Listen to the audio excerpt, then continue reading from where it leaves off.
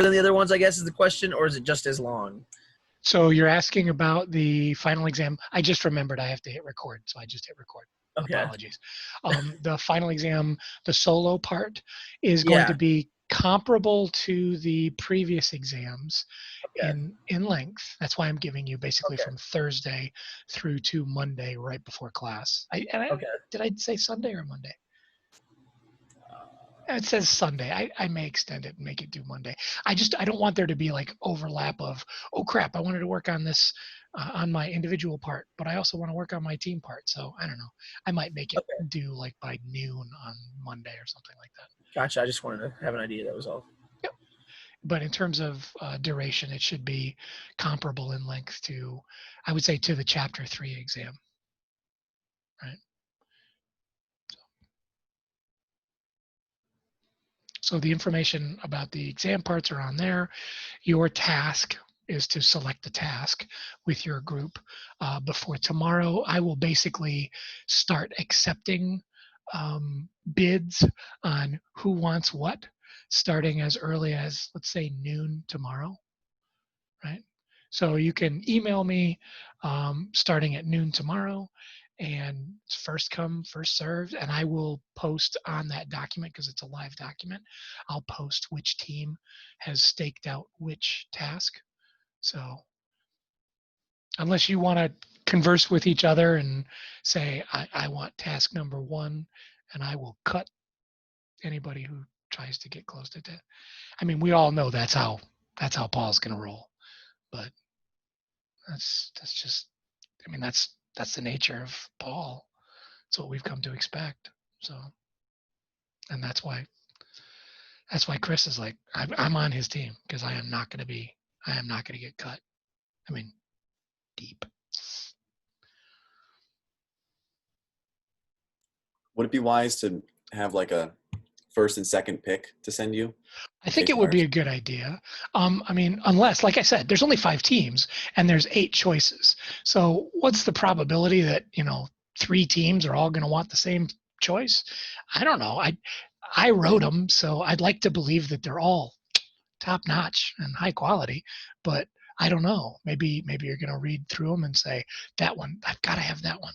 In which case, if there's something that really just sparks your interest, reach out to other people and say, hey, is anybody interested in this one? We'll probably have some time at the end today if anybody wants to lobby for, please let me have this one. But yeah. So noon tomorrow, I'll start accepting bids and posting who wants what. I probably should make sure my calendar I'm going to be around tomorrow at noon before I start making promises here. Let's see. Oh yeah, perfect. I'm actually stuck in another webinar tomorrow. So yeah, I'll be looking for something to do to keep me busy. That sounds good. Yeah. So maybe I should put that on the agenda down at the bottom. Everyone sees by tomorrow. I'll say this.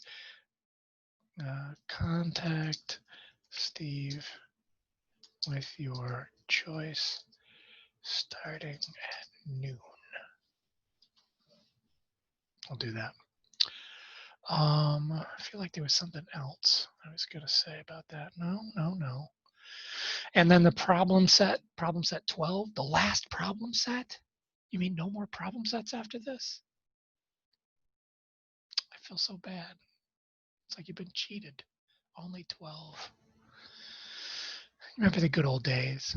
Problem set 1, problem set 2, and you were thinking, God, how many of these are we going to have to do? Well, now you know. Problem set 12 is ready for you. It's available, and hopefully you've had a chance to look at it and start working on it. If not, my advice would be as you're doing the notes, give the problem set a try. And then, like today, we're going to be working on 6.1 and 6.2.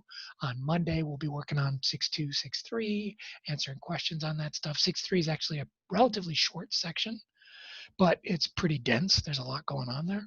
So on Monday, we'll probably work on 6.2 and 6.3 stuff, and we'll see where it goes from there. Maybe we'll have a little time reserved if people want to work in their groups, their teams, on their projects.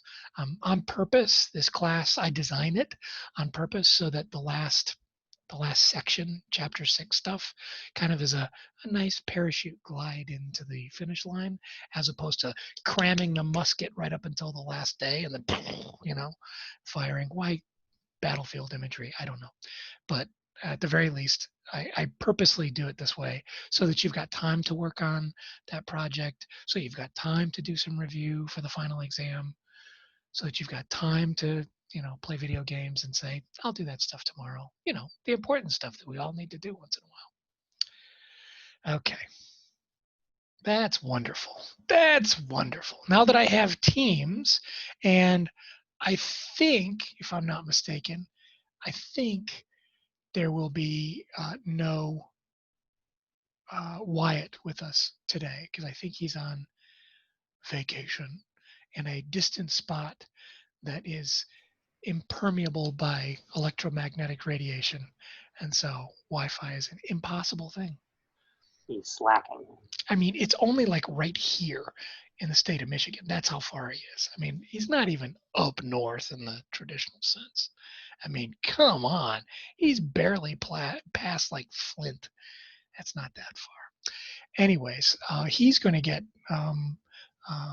probably, or his partner, I should say, Quentin, you're going to get pushed together with Team Firsties today. So you'll be working with Team Firsties. Rip Wyatt. Yeah. Oh, Wyatt, we knew him well. So I'm going to go ahead and do these assignments here. So Firsties is Matt and Steven and Quentin. And then Team AP would be, oh yeah, the person who doesn't go by A, and P. Or are you just saying that because you guys are so prepared? You're like an AP course. It's kind of a double, you know. So I'm curious, real quick, before we split.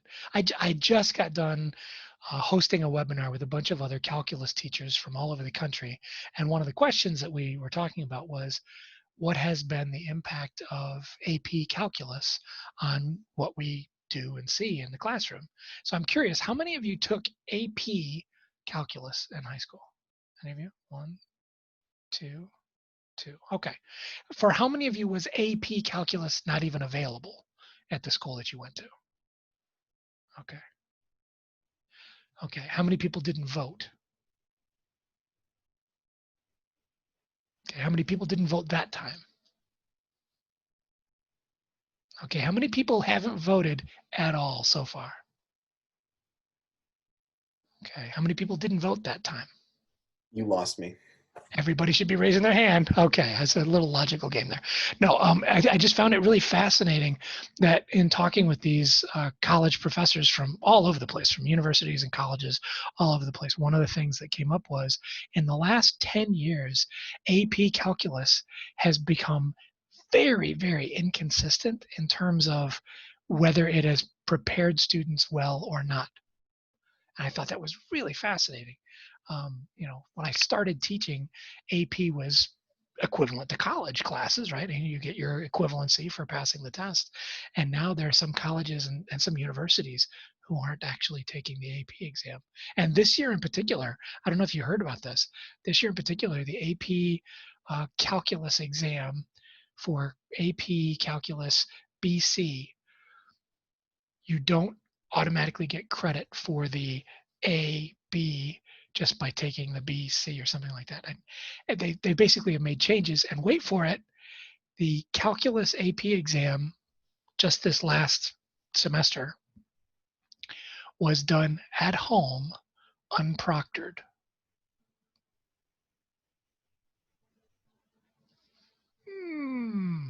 I wonder if the results might be a little skewed this semester. Anyways, we're We're in a brave new world. Who knows? Oh, Matt's like, yeah, whatever. Probably not. Nothing to worry about. We'll see. We'll see. Okay, so I'm going to open up the rooms, and you are going to be working on the 6.1 exercise and the 6.2 exercise. Start with the 6.1 exercise, and then work your way over to the 6.2. As always, if you need anything, raise your hand. I'm going to be here making sure the croissants don't get too well done.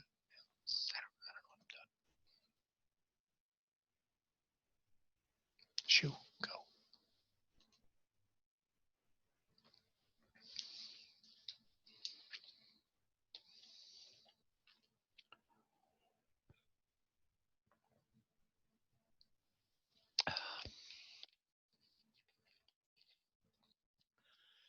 We should pause it.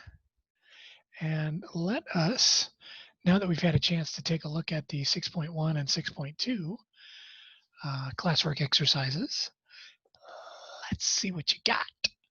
So for number 1, you are going to use the formal definition to compute the Laplace transform for f of t equals 5, a constant function. What'd you come up with?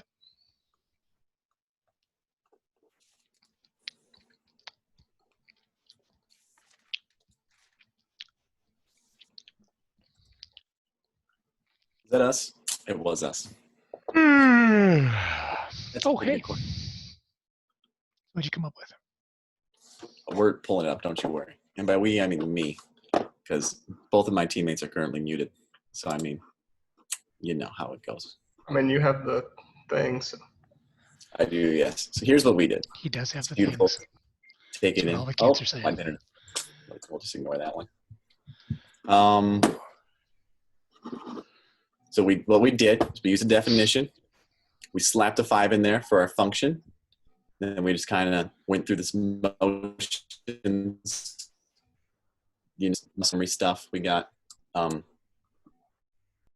all this stuff, and then we took a limit, and then we said, hey, it comes out to 5 over s, and we said that has to be greater than 0. And that's about the biggest overview summary I can give. I'm trying to move this arrow that I put in there, but unfortunately, it's not behaving nicely. I had it. It's really frustrating. Sorry. Erase it. Anyways, this thing right here, is that a B? It's supposed to be. Yeah, it's supposed to be. Okay. Mm-hmm. Yep. So that's a B, and then inside that is minus 5 times t. Yes. Or is that an S? Well, we had. It's supposed to be. Is it supposed to be an S? It's whatever the. Yes, that's it's whatever the one on the left side is supposed to be.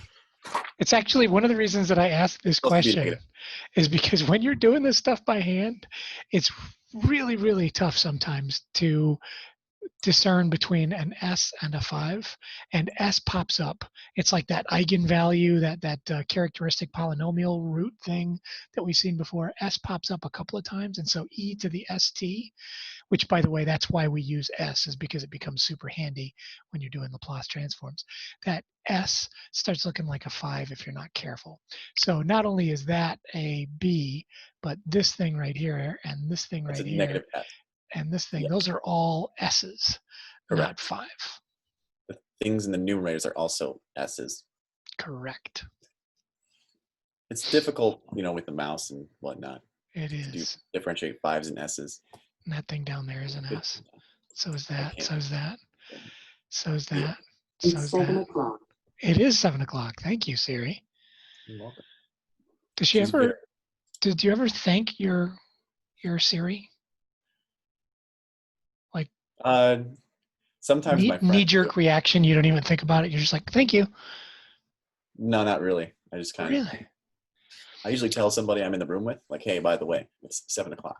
And then they're always like, thanks, Stephen. But they thank me for it. They don't get Siri. Oh, interesting. Yeah. I have a sneaking suspicion, and you guys will be able to confirm this hypothesis over time, that people growing up now with interactive technology like that are going to have very different manners and politeness is going to feel very different.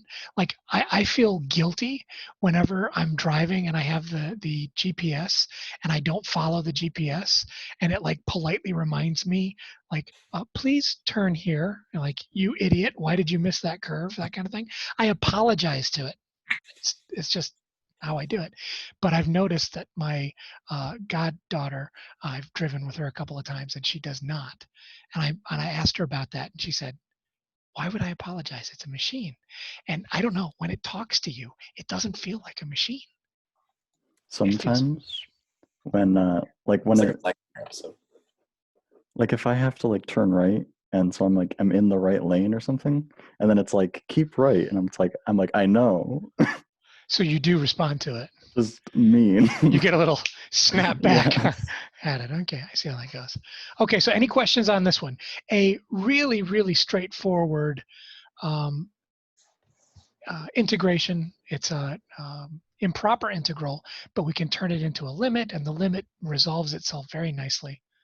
And we wind up with 5 over s, where s has to be greater than 0, because if s is less than 0, that integral does not converge, or equal to 0 for that matter. It does not converge. So, good to know. Okay, thank you very much.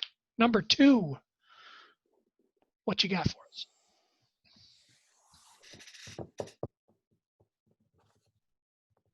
That would be us.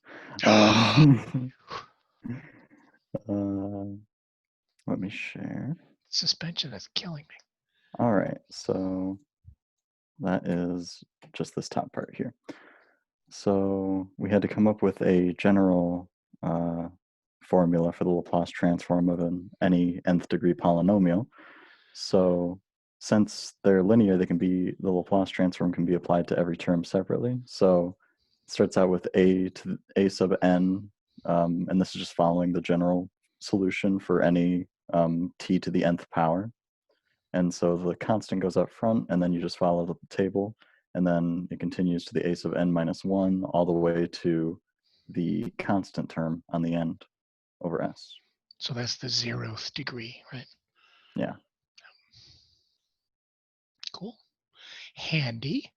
Useful. In other words, the formula that's on the table in the notes is only for one term.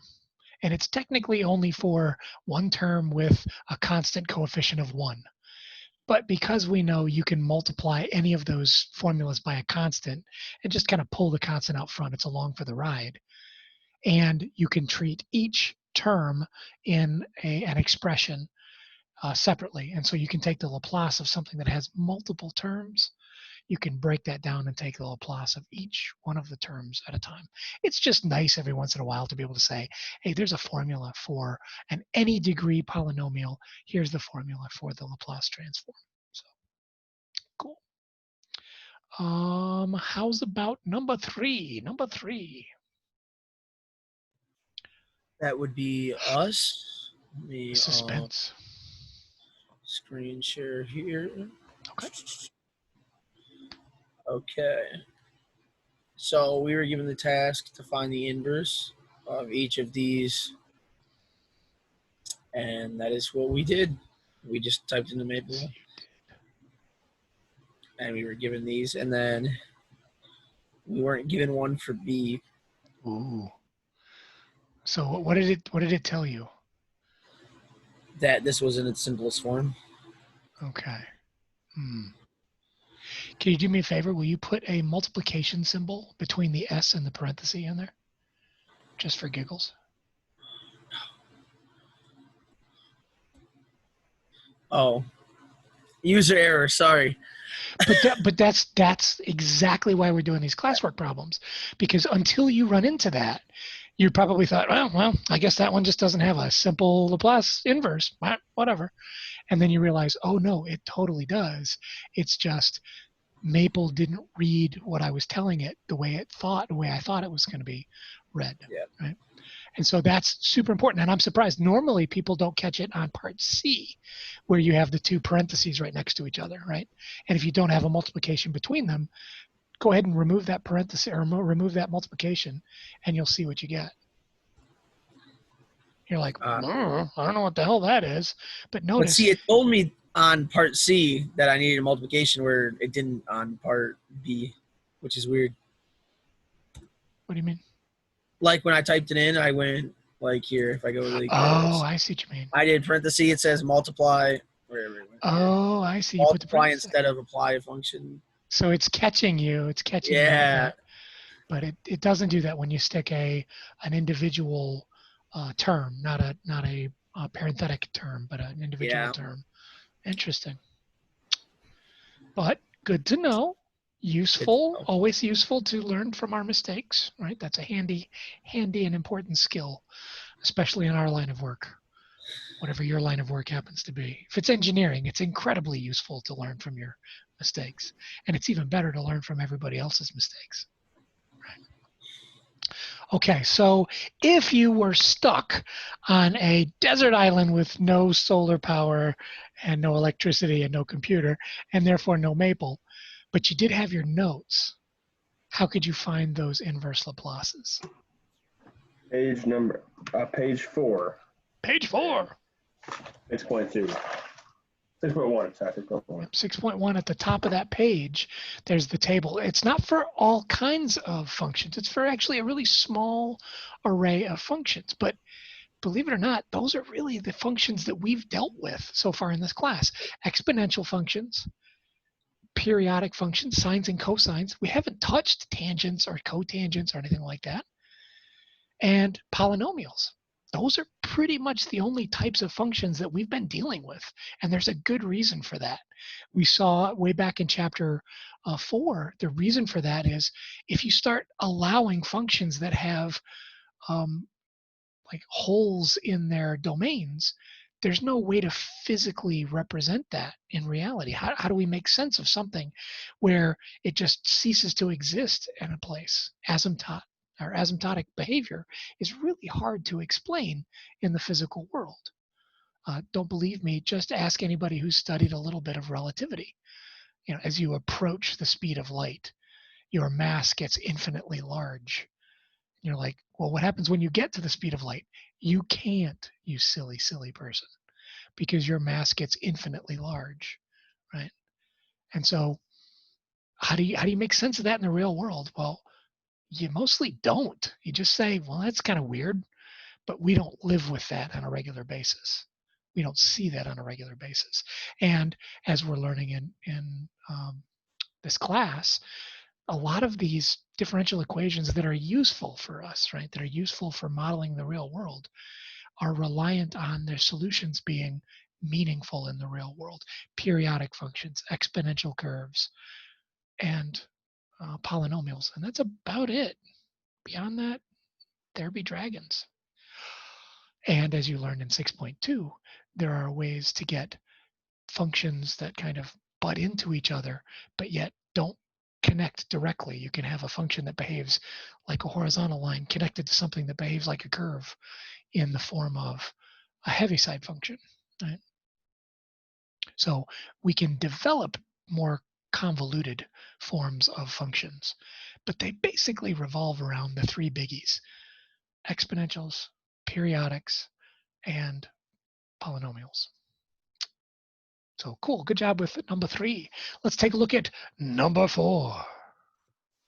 So Austin's computer is still not working. So instead of doing the problem, we just wanted you to rename us to technology issues instead. So shall I? But I mean, yeah, actually you probably could. But Oh, that'd make you angry. I'm gonna bring back our trusty friend of paint. Nice paint.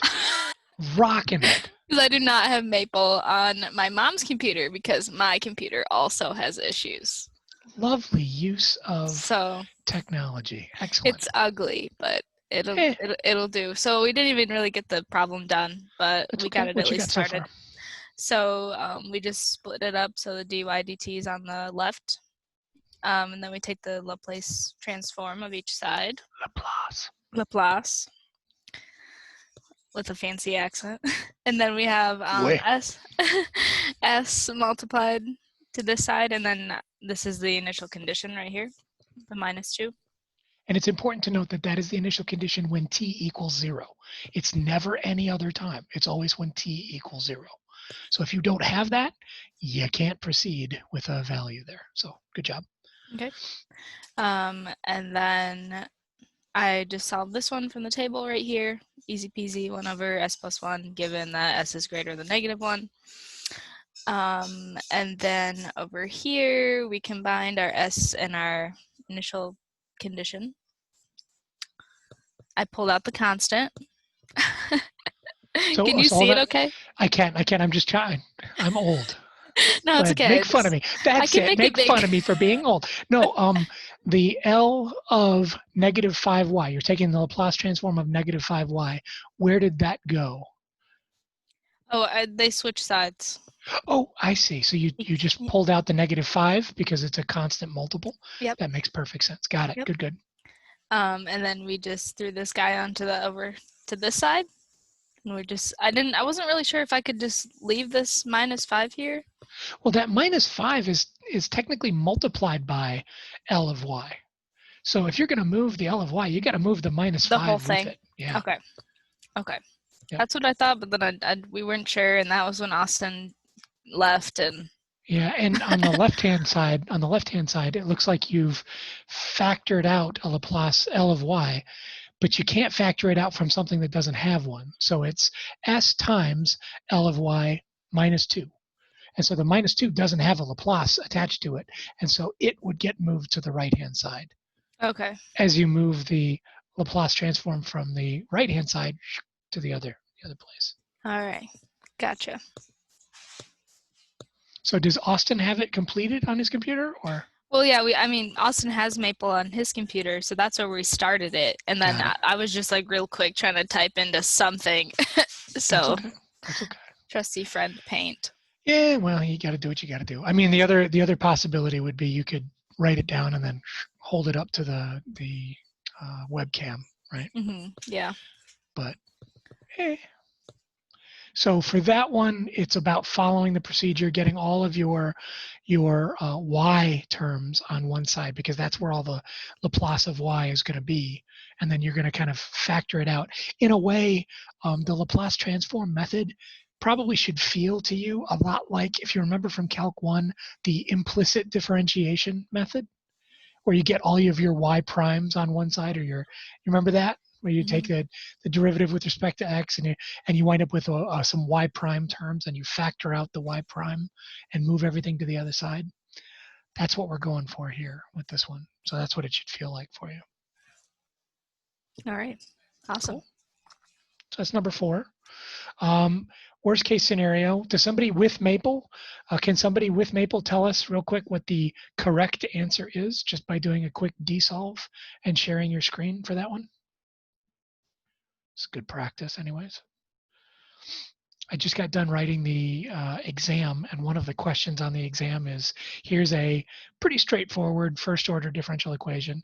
I want you to solve it using Maple, solve it using integrating factor method, solve it using the lucky guess method, solve it using the Laplace transform method. So I'm getting you to solve it multiple ways. Prove that you can do it. I mean, you'll already know what the right answer is, so.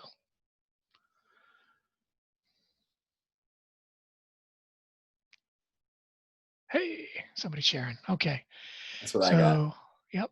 So dy dt plus 5y equals e to the negative t. Yep, that looks good. And if you could tack on the initial condition in there, because we've got an initial condition y of 0 equals 2. Yep.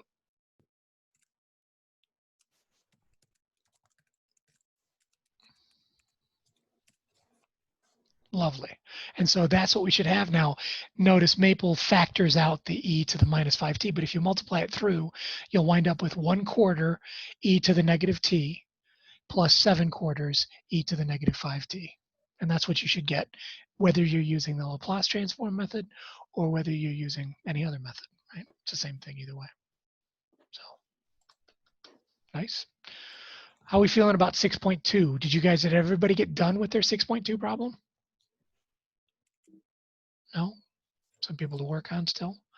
So here's what I would like you to do. I would like you to go back into your groups, into your breakout rooms. If you have the 6.2 problem to work on it.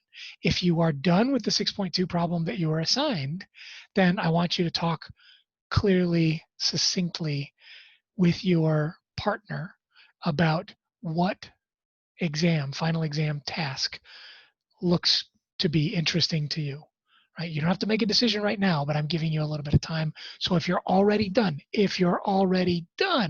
with the 6.2 problem, but not before, so work on that first. Everybody cool with that? Emma, I assume that Austin will be back sometime. He can get on his phone, so I mean, it's not the end of the world. But. Okay, so I'm going to open up the rooms, head back in, work with your group.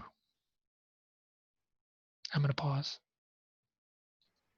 Let's take a look at the 6.2 problems. We'll do them in reverse order. We'll do number 4 first.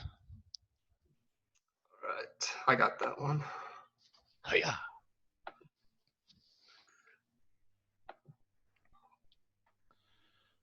Okay, so we have to solve this using the LAPLACE method. And then this is our initial condition right there. Mhm. So then I used Maple to do LAPLACE and the whole thing, and then it gave me this looking thing right here. Sneaky. Look at that. Maple even knows it's S times the Laplace transform of Y. Nice. Mm-hmm. So then this is just me kind of testing things out to see what it would do, and then just kind of stayed the same. So yeah, this is what I have plugging in with the initial condition of -2.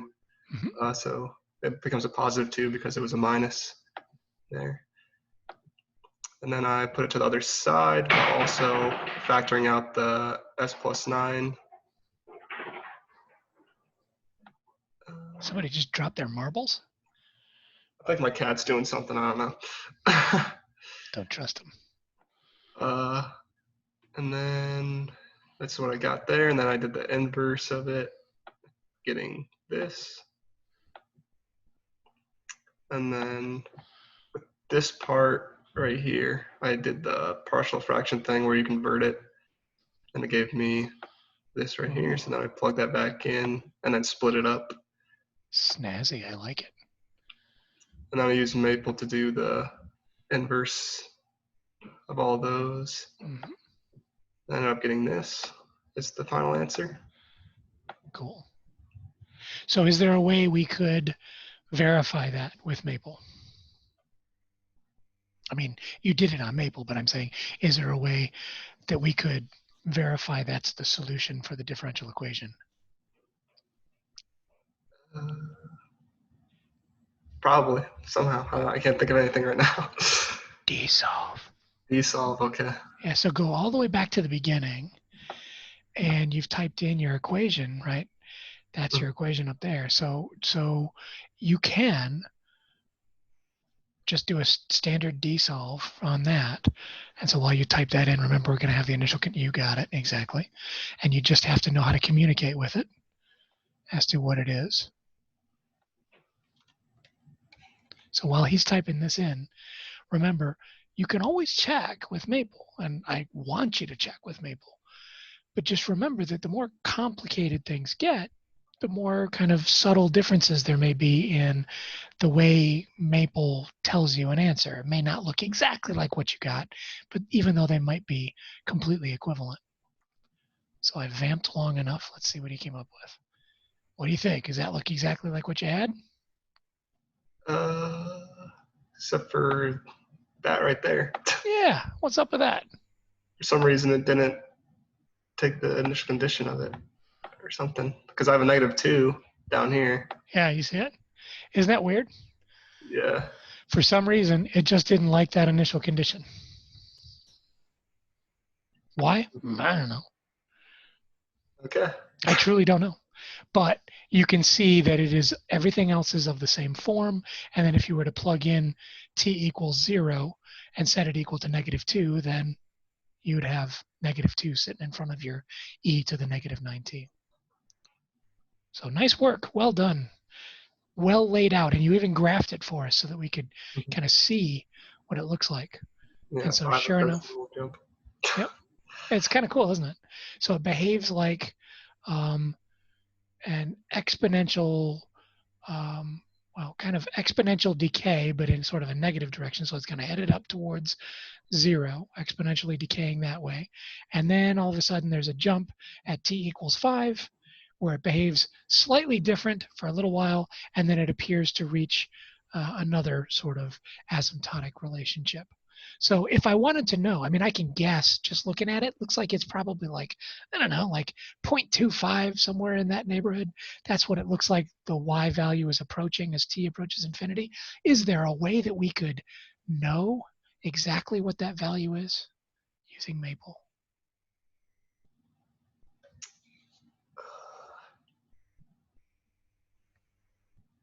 Is there any way we could ask Maple to tell us, in the long run, what is the output value as t approaches infinity? Oh, yeah, gonna do it graphically. That doesn't tell us the exact value of the output, but it definitely does justify our belief that it looks like it levels off. Anybody want to help? Suggestions? What else could we try? Where are your partners? Oh, that's right, he's not The here. limit. What's that, Matt? Could you take the limit? Could we take the limit? Try that underneath your graph. Try doing a limit underneath there. So use your calculus palette off to the side. Definitely easier than typing it. I don't remember the code for a limit either. Yeah, I don't remember. Calculus palette on the side. Okay. Right here. Mm-hmm. And then we want t approaches infinity. And then everything that's inside the parentheses there is going to be, yeah, exactly, all that stuff.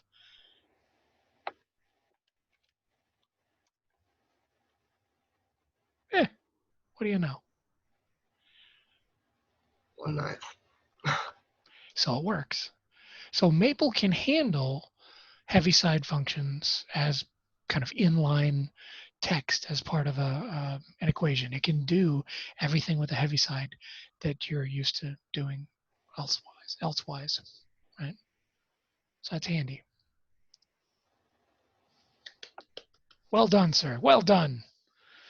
Okay, how about number 3? Working backwards. Number 3.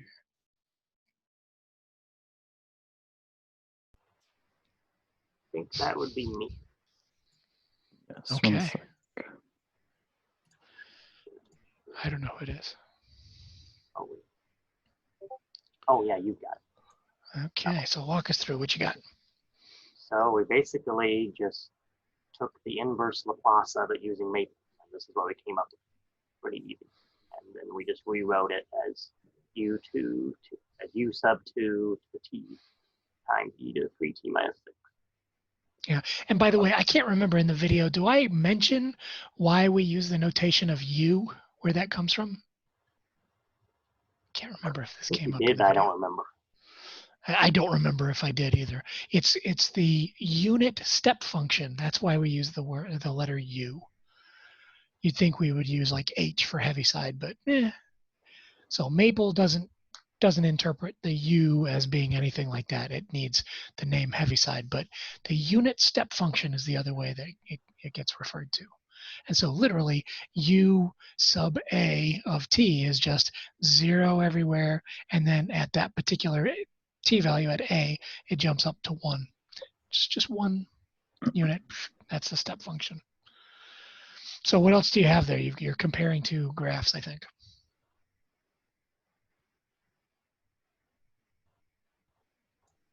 Was that Yeah. just for number 1 maybe, or for number 2? I don't remember what we did.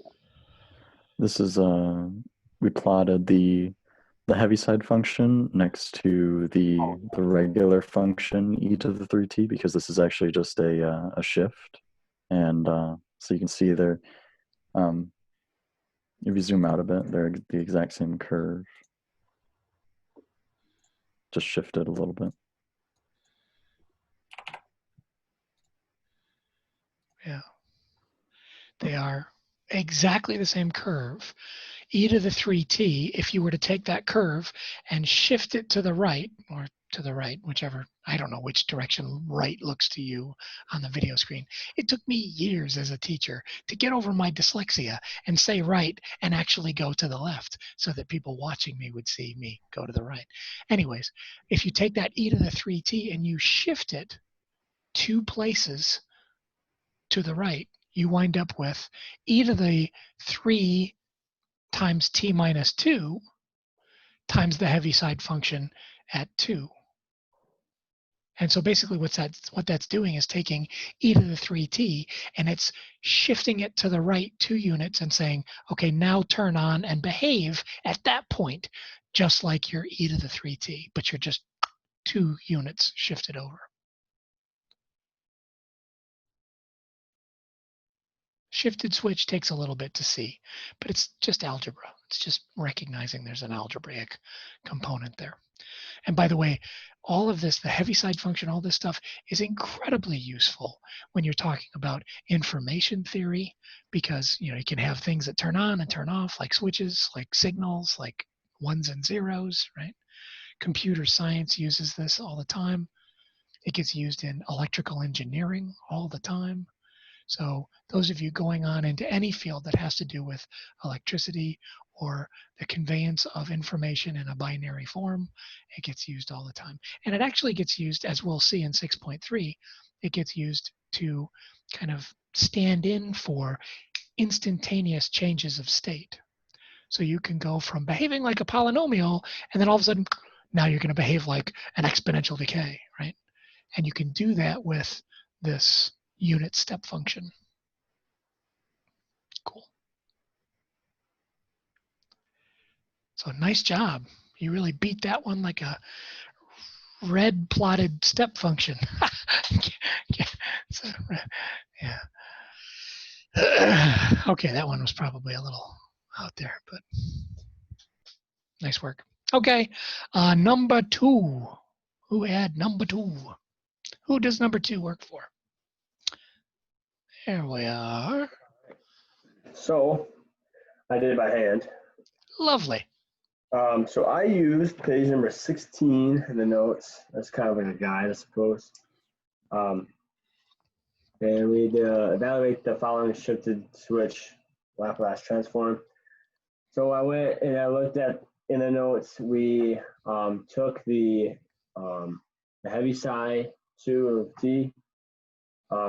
That 2 goes up in the exponent of the e function. So it's e minus 2s times the Laplace of e of t. So of my understanding, we drop the 1 because we can say we're moving right 1. Our switch or our shift is to the right 1. So we drop it. That's kind of a question besides the answer. So the shift works if you think back to like your pre-calculus days, it's like if you have f of x and then you do f of x minus 2. So it'd have to be inside the input. In this case, it's e to the t and then e to the t outside of the input plus 1. So the plus 1 isn't the shift. And we can verify that if you have, do you have Maple on your computer right now? I do. I can open it real quick. I thought I had it open. Well, if you have Maple up and running, we can test it by just checking this and saying, does that actually equal the answer?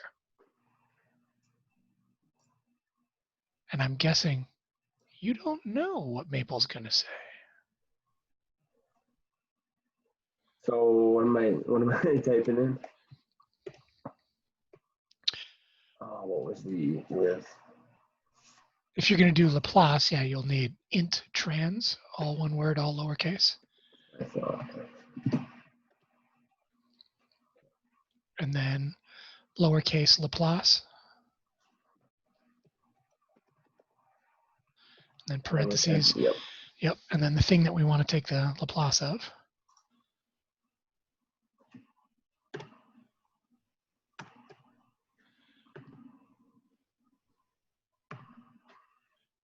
And then capital H for Heaviside.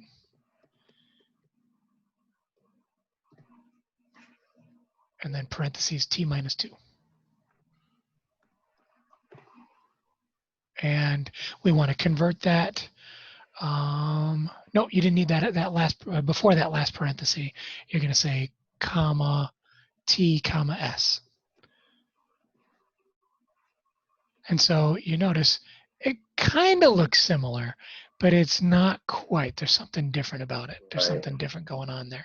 So what I'm going to suggest is I want everyone to come up with that solution. See if you can figure out how to come up with that solution algebraically through manipulation. And I'll give you a hint. The first step is not to try to do it all in one thing, but to multiply out the Laplace, or excuse me, multiply out the Heaviside and to turn it into 2 terms.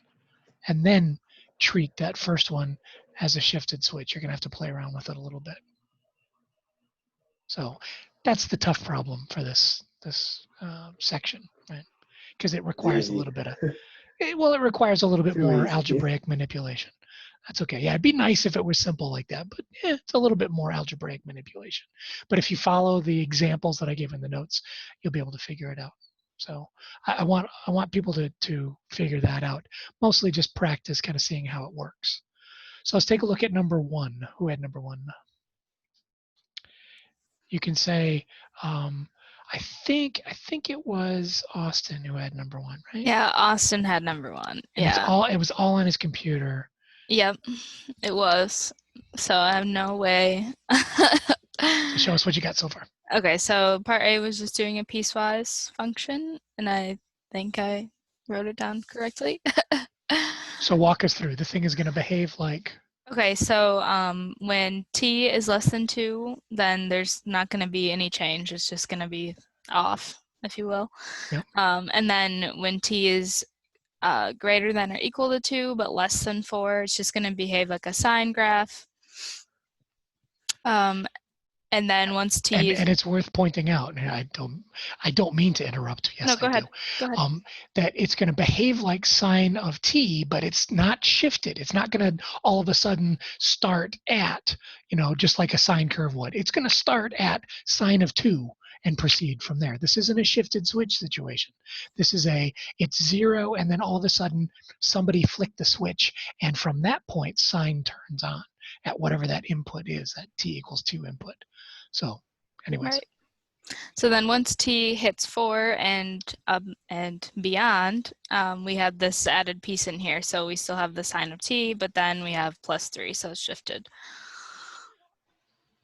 Nice. So it's going to look like all of a sudden the sine curve that was along the t-axis is now going to be shifted up 3 units.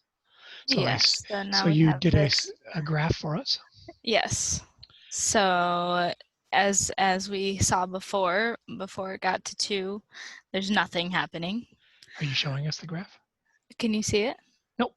Oh, what can you see? Just the part A and then down to the beginning, just the tippy top of the graph on part B. Oh, here we go. Let's do this one. New share. How about now? Beautiful. There's the okay. paper. There we go. Okay. So nothing's happening up until about 2. And then it flicks on and we jump up to sine, just normal sine of t, until we get at 4, and then it shoots up because of that added shift and then begins doing this sine of t +3. And it's worth noting that if you were to take that curve that's up there and just shift it down, bring it all the way down 3 units, it would match up perfectly and would be a continuation of that sine curve. So nice job. That was B. What about C? Explain in words the function's behavior over time. So what do you say? Is that like past t equal or greater than 4? Yeah, I'm just generically saying, how does this function behave over all time? Well, you've already kind of talked us through it. But. Right, yeah. Yeah, so less than 2, nothing's happening.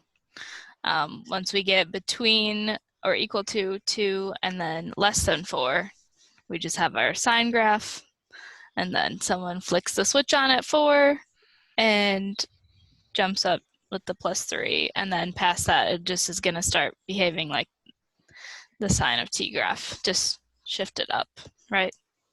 So we have, in this example, we had two different Heaviside functions, two different unit step functions, and that split the graph up into how many pieces? 3. If I had 6 Heaviside functions in my, or Heaviside unit step functions in my function, how many parts would that split it up into? 7. Yeah. In other words, every time there's a distinct switch, you've basically kind of split it. And so however many switches there are, however many Heaviside or unit step function switches there are in your equation, it's that +1 for the number of distinct segments in the graph. Now, it's possible that you could have a switch that doesn't really change things, right? It's possible to make make it look like a sine curve, but have it be just loaded with switches that happen to get thrown at just the right place, and so the replacement graph meets up perfectly, right? But those are no fun. The other thing that's worth noting is Maple always shows generic ringtone who hasn't changed their generic ringtone. Sorry, I just lost my train of thought. It's somewhere over there. There it goes. It's gone.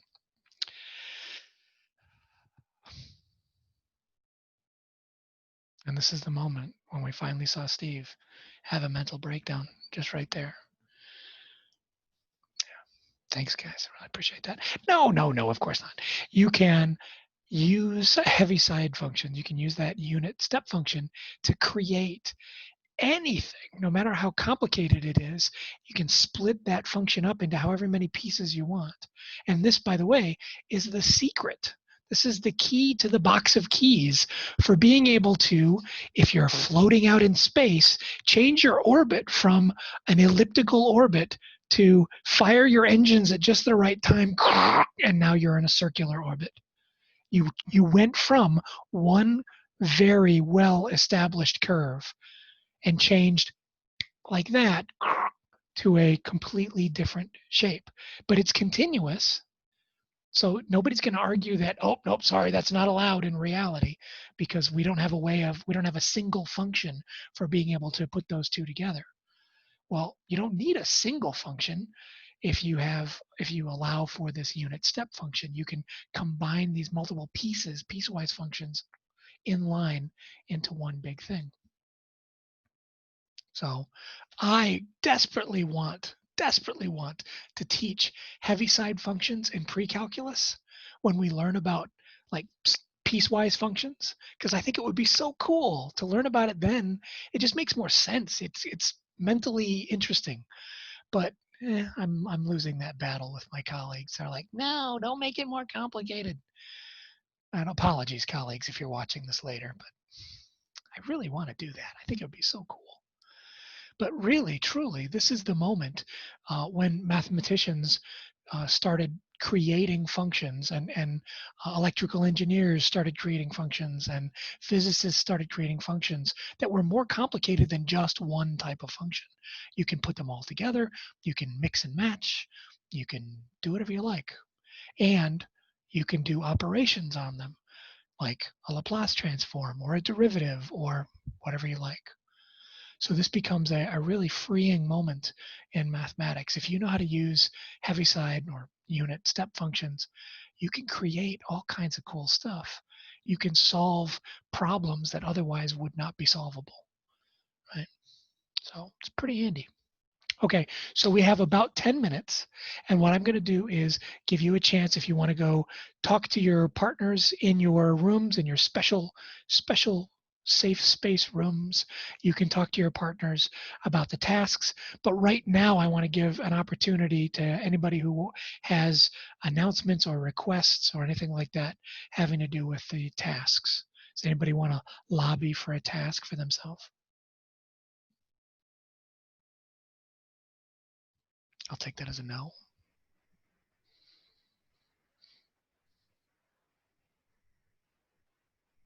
Okay.